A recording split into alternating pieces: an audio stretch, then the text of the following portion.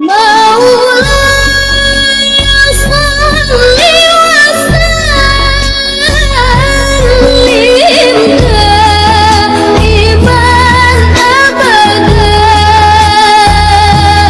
على حبيبك خير الخلق كلهم. اعوذ باللہ من الشیطان الرجیم، بسم اللہ الرحمن الرحیم۔ اس سے پہلے کہ ہم نے پورا آپ کو واقعہ حضرت نوح علیہ السلام کا سنایا، اس کے بعد حضرت ہود علیہ السلام تشریف لائے اور انہوں نے آ کے تبلیغ کی، جبکہ انہوں نے یہ سہول جو ہے علاقہ تھا، وہ پہاڑ بھی وہاں پر ویسے تھے اور پہاڑ ریتی کے بھی پہاڑی تھے، تو وہاں کے مرد بھی خوبصورت تھے اور اللہ تعالیٰ نے ان کو بڑا چوڑا بنایا تھا اور 60 ہاتھ قد لمبے ہوتے تھے۔ اللہ تعالیٰ نے بڑا حسن دیا تھا، مگر ان کے اندر بھی وہ بات تھی جو حضرت نوح علیہ السلام کی قوم ایمان نہیں لے کے آتی تھی، وہ بھی جو ہے بت پرستی کرتی تھی۔ تو یہاں پر بھی حضرت ہود علیہ السلام اپنا ان لوگوں کو دین کی دعوت دیتے رہے، تبلیغ کرتے رہے اور سمجھاتے رہے کہ اللہ کے راستے پہ آ جاؤ، اللہ کی بات مان لو، ہیں وہ نہیں مانتے تھے۔ وہ اس لیے نہیں مانتے تھے، وہ کہتے تھے بھائی آپ کیا کر رہے ہو؟ ہمارے جو باپ دادا جو جتنے بھی تھے وہ سارے ہمیں بتا کے گئے ہیں، ہمارے تو جو ہمارے ایک خدا تو نہیں ہے، ہمارے تو کئی خدا ہیں۔ اب وہ تو وہی اپنی وہ شیطان ابلیس نے جو شر پھیلایا وہ ویسے چلتا رہا۔ اسی طرح سے جب چلتا رہا تو معاملہ آگے بڑھتا رہا، تو وہ جو ہے اپنی انا پہ اپنی چیز پہ اڑے رہے، ٹھیک ہے نا۔ اور باقاعدہ توبہ نعوذ باللہ کبھی کبھار تو انہوں نے یہ دعویٰ کر دیا کہ بھائی تم جو ہے اتنی باتیں کرتے ہو، سب کچھ کرتے ہو ہیں، تو تم کہتے ہو کہ عذاب آ جائے گا اگر تم یہ نہیں کرو گے، تو بولا عذاب لا کے دکھاؤ، توبہ نعوذ باللہ، یعنی کہ چیلنج کرتے تھے ہیں۔ اور حضرت ہود علیہ السلام کے اوپر بھی حضرت نوح علیہ السلام والا جو ہے انہوں نے باتیں بنانے لگ گئے۔ اور اسی طرح سے جو بھی ہمارے نبی آئے جنہوں نے بھی دین کی بات کی اللہ کے، انہوں نے کہا دیکھو یہ تم اگر اس پہ آ جاؤ گے تو تمہیں ہر چیز اللہ بچائے گا، سمجھے نا۔ وہ مطلب کوشش ان کی پوری رہی کہ دین کے راستے پہ آ جائیں۔ آخر کرتے کرتے وہ نہیں آئے، کئی باتیں بناتے رہے، کوئی کیا باتیں بناتے رہے، اس طرح سے آگے چلتی رہی۔ آخر تنگ آر کے اللہ تعالیٰ جو ہے نا کو انہوں نے چیلنج کر دیا کہ بھائی اگر تمہارا تو خدا ایک ہے، ہاں ہمارے تو کئی خدا ہیں۔ اب ایک بات سمجھ میں نہیں آتی کہ جب اتنے خدا ہیں، اگر مثال کے طور پہ اس دنیا کے اندر تو سارے 60 یا 10,000 یا 10 لاکھ آدمی ہو جائیں تو وہ کام کریں گے؟ خدا کا مقابلہ کر رہے ہیں، رب کا مقابلہ، وہ بھی انسان جس کو اللہ تعالیٰ نے بنایا ہے۔ توبہ نعوذ باللہ، اتنے بڑی اونچی بڑی باتیں، آخر اللہ سے تو بات برداشت نہیں ہوئی ہیں۔ آخر لوط علیہ السلام تو اپنی پوری کوشش میں لگے رہے، سمجھے نا۔ اسی طرح سے اب آخر تنگ آ کے انہوں نے یہی چیلنج کر دیا کہ وہ دیکھتے ہیں بھائی تمہارے خدا کو، توبہ نعوذ باللہ، کہ کتنا عذاب لا سکتے ہو۔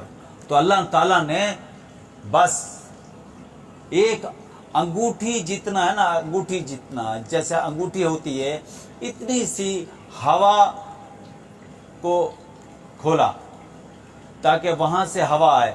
تو اب جب ہوا چلی تو انہوں نے کیا کیا کہ انہوں نے کہا کہ بھائی اپنے اپنے پتھروں سے باندھ لو یا اپنے آپ کو جسم سے باندھ لو.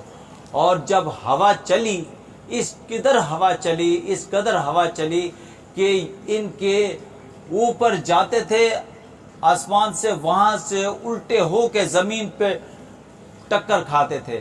اور جب ان کے ٹکڑے ہوتے تھے جیسے کھجور کے 2 ٹکڑے ہو جاتے ہیں، ایسے ہو جاتے تھے. پھر اسی طرح سے اللہ تعالیٰ نے یہ عذاب ان پہ ڈالا، ان قوم پہ. سمجھے نا؟ جب یہ قوم جو ہے اس کی طرح سے، جب یہ نہیں قوم ہاد تھی یہ قوم، جب اسی طرح سے پھر بھی ان کو اللہ کا ڈر نہیں لگا. اور یہ دیکھیں اللہ کی شان، جو ہود علیہ السلام کے ساتھ جو نیک تھے وہ اپنی جگہ پہ عبادت کر رہے تھے اور وہاں پر ٹھنڈی ٹھنڈی ہوائیں چل رہی تھی. اور دیکھیں ہر جگہ پہ توڑ پھوڑ، ہر چیز اڑ رہی ہے، ٹوٹ رہی ہے، سب کچھ ہو رہا ہے. مگر وہاں پر کچھ جاندار بھی ہیں، کچھ اس میں عبادت کر رہے ہیں لوگ، وہاں پر کچھ بھی نہیں ہو رہا. یہ اللہ کی شان ہے، اللہ کی قدرت ہے. رب جس کو چاہے سزا دے، جس کو چاہے چھوڑ دے. سمجھے نا؟ تو وہ تو نبی تھے اور انہوں نے تو اپنی ڈیوٹی لگی ہوئی تھی کہ میں اللہ کے رستے پہ کسی طرح یہ آ جائیں. اپنی جان کی پرواہ کیے بغیر بھی پھر بھی وہ کہتے رہے. آخر کرتے کرتے کیا ہوا کہ اب عذاب بھی کیسے، یعنی کہ 7 راتیں اور 8 دن تک یہ عذاب آیا ہوا کا. اب یہ کہتے ہیں کہ کئی لوگ کہتے ہیں کہ بعض دفعہ کہ منگل اور بدھ کو جو ہے نا وہ منحوس ہے. وہ کیوں؟ کہ بھائی باہر نہیں نکلو، سفر نہیں کرو. یہ جہالت ہے، لوگ جہالت کرتے نا، تو اس لیے جا کے اب اسی طرح سے اس چیز کو منحوس کہتے تھے. اگر منحوس ہے یہ دن تو پھر 8 دن جو ہے یہ عذاب رہا، اور پھر تو یہ سارا پورے 8 دن باہر نہ نکلیں. بس ان کا یہی کام تھا کہ بت پرستی کرتے تھے، لوگوں کے مزاروں پہ، اپنی قبروں پہ جا کے چادریں چڑھاتے تھے، ان کو سجدے کرتے تھے، ان کی پوجا کرتے تھے، جو آج بھی ہو رہا ہے. آج بھی یہ چیز ہو رہی ہے. تو اللہ تعالیٰ نے بہرحال ان پہ ایسا عذاب ڈالا جس کی وجہ سے ان کی قوم ختم ہو گئی. تو اسی طرح سے پھر جب ہود علیہ السلام کا وقت آیا، قریب آیا، تو وہ بھی دنیا سے پردہ فرما گئے. وہ بھی ان کا بھی اب یہ ہے کہ کوئی کہتا ہے کہ ان کی جو ہے کہیں کئی کتابوں میں صحیح قصص الانبیاء میں جو لکھی ہوئی ہیں کتابوں میں، اس میں یہ بھی لکھا ہوا ہے کہ کسی میں کہتے ہیں کہ وہ مکہ کی طرف ہیں، کسی نے کہا وہ شام کی طرف ہیں. بہرحال یہ ابھی کنفرم اس چیز کا نہیں ہے، ٹھیک ہے نا. باقی بس ان کا وقت آیا، وہ بیچارے بھی دنیا سے چلے گئے. تو اس کے بعد حضرت ہود علیہ السلام کے بعد کون سے پیغمبر آئے، انہوں نے پھر کس قوم کو دعوت دی، کیونکہ یہ سلسلہ چلتا رہا اور یہ مزید چل رہا ہے. تو پھر انشاءاللہ آگے بات بنے گی اور پھر ہم آپ کو بات بتائیں گے اور یہ اس سلسلے کو ہم آگے بڑھائیں گے. جب تک کے لیے اجازت دیجیے. بہت بہت شکریہ سننے کا، اور دعاؤں میں یاد رکھیے گا.